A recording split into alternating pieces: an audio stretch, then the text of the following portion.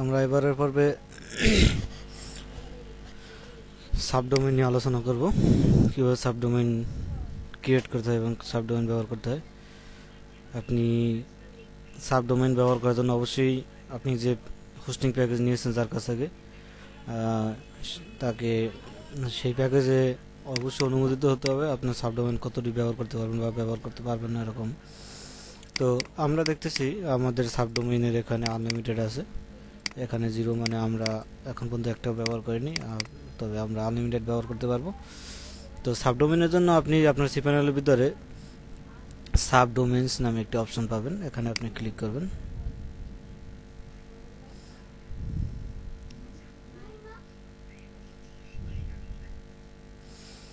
আপনার main domain হলো এটা, মেইন ডোমেইন হলো এটা। এখানে এটার সাথে যদি সাবডোমেইন ক্রিয়েট করছেন, মনে করেন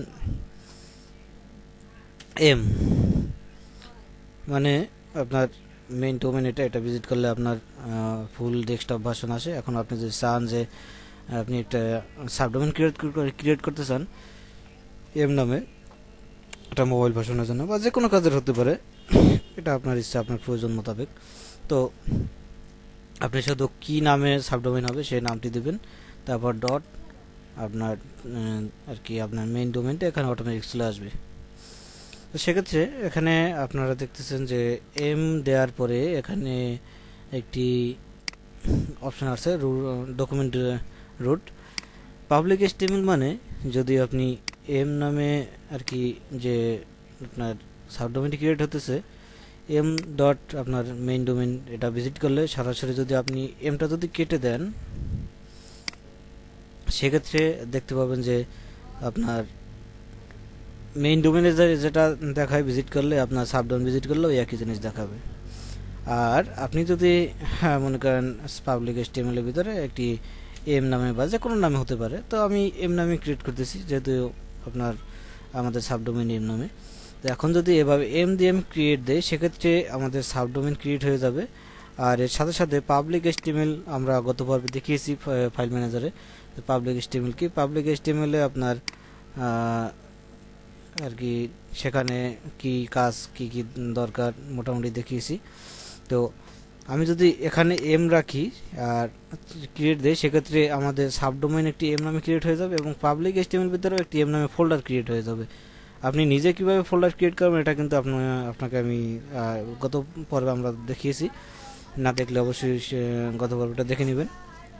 আর যদি আপনার পূর্বের আর কি ফোল্ডার তৈরি থাকে সেক্ষেত্রে আপনি সেই ফোল্ডারটিও দিতে পারেন।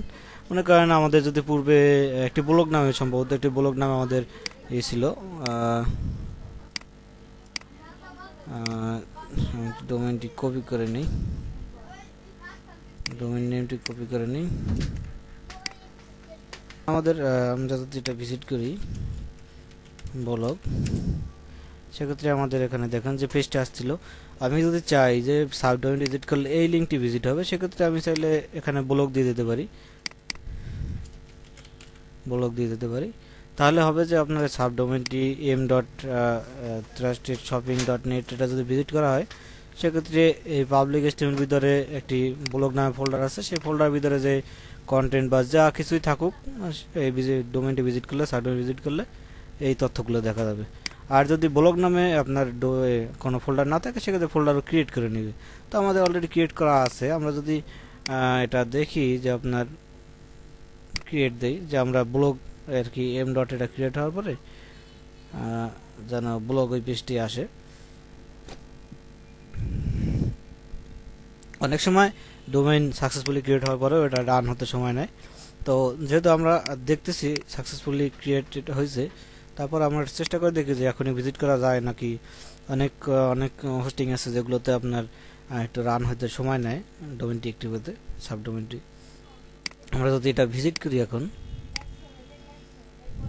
দেখি আমাদের সাবডোমেইনটি 404 এরর আছে হয়তোবা। দেখি আমরা একটু হয়তোবা ব্লগ পেজটাও পাইনি, আমরা আবার একটু দেখে আসি।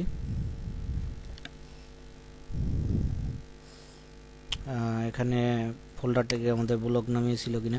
এখন এখানে দেখেন যে এখানে কিন্তু দুটো ডোমেন দেখাবে, কারণ আপনি কোন ডোমেনে ডাইরেক্টরিতে যাবেন, একটি সাব ডোমেন আর একটি মেইন ডোমেন। তো আমরা মেইন ডোমেন ডাইরেক্টরিতে যাই। এখানে পাবলিক HTML এর ভিতরে আপনি একটা ব্লগ নামে আমরা দেখতে পাচ্ছি। এখন তো দেখতেছি আমরা ফাইল আছে, তো সেক্ষেত্রে এখানে আসার কথা। যাই হোক, আমরা একটু দেখি, এরকম ভিজিট করে সরাসরি পেজের লিঙ্কটা দিয়ে HTML আমরা কিন্তু এখানে দেখতেছি যে ব্লগ নামের ভিতরে একটা HTML index.html একটা পেজ আছে। তো এখন আমরা যদি এভাবে ভিজিট করি তাতেও আসে না।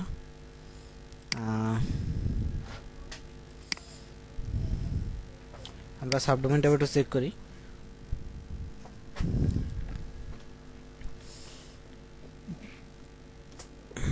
এই যে সাবডোমেন ডাইরেক্টরি হলো ব্লগ।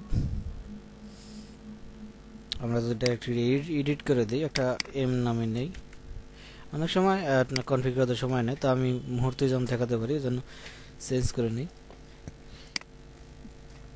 একটা এম নামে দিলাম। যদি এম নামে আমাদের এখানে ফোল্ডার নেই, তো সেক্ষেত্রে আমরা একটা এম নামে ফোল্ডার তৈরি করে নিই। ও ক্রিয়েট হয়ে গেছে এখানে দেওয়ার সাথে সাথে। তো এখানে আমরা যদি এখন একটা ইন্ডেক্স ফাইল দেই, মনে করেন আমি একটা ইন্ডেক্স ফাইল তৈরি করলাম, index.html এটাতে আমরা একটা সিম্পল একটা কন্টেন্ট লিখি।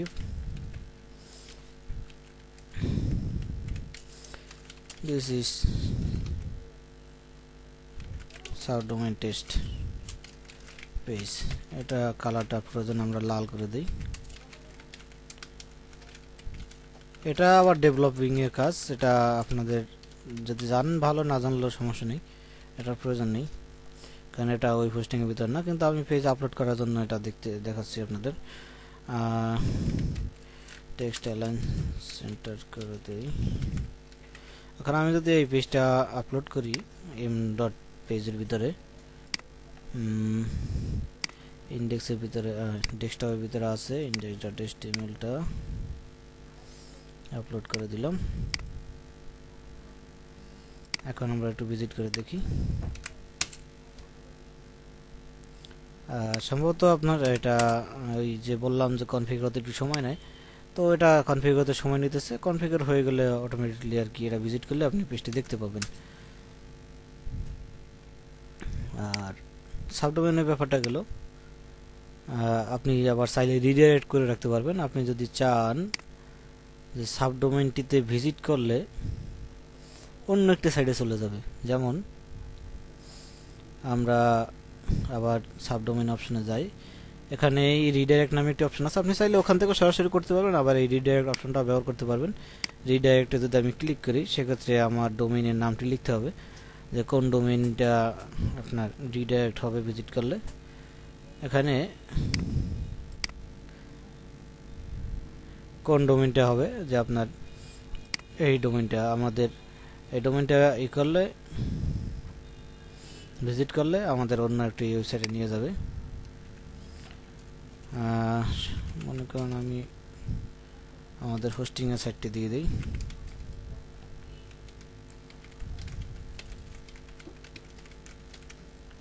এখন এখানে দেখেন যে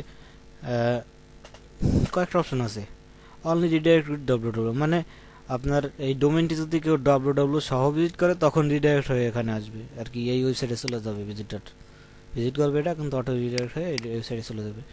আবার যদি দেন যে ডো নট রিডাইরেক্ট www ছাড়া যদি একে www দিয়ে যদি ভিজিট করে, সেক্ষেত্রে রিডাইরেক্ট হবে না। আর এটা যদি দেন, সেক্ষেত্রে www দিয়ে হোক আর না দিয়ে হোক, আপনার এই ডোমেইনে আসলে ওটা ভিজিট আর কি রিডাইরেক্ট হয়ে আমাদের এই ডোমেইনে চলে যাবে। তো আমরা এই ডোমেইনটি অ্যাড দেই।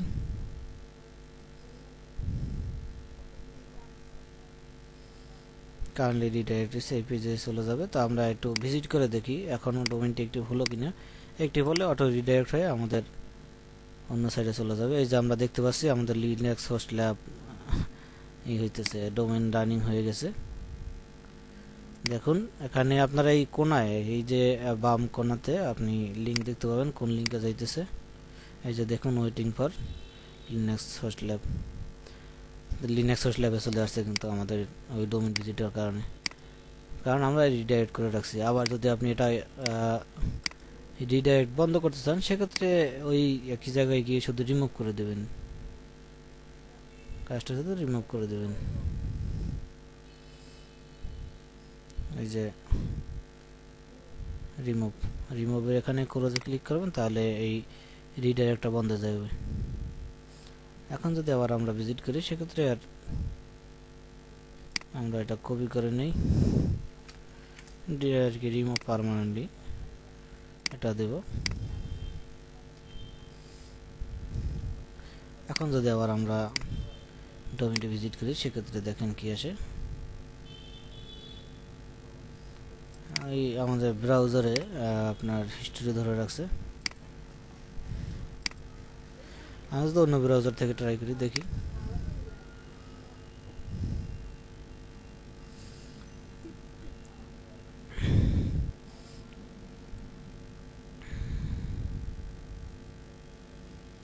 কম্পিউটারটা স্লো হয়ে গেছে।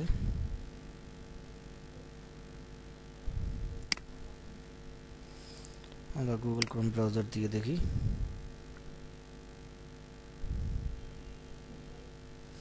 যে আমাদের এখন ডিফল্ট এই যে আমরা যে ফোল্ডারের পেজটি দিয়েছিলাম, এখানে আমরা যে এম নামে ফোল্ডারটির ভিতরে দিয়েছিলাম, কারণ অটোমেটিকলি এখন আবার আমাদের সেই এম ফোল্ডারটি পেয়ে গেছে। আমরা যদি আবার সাবডোমেইনে যাই, আমাদের ডোমেইন রান হয়ে গেছে আর কি, এটা বোঝা গেছে। এখন যদি আমরা আবার সাবডোমেইনে যাই,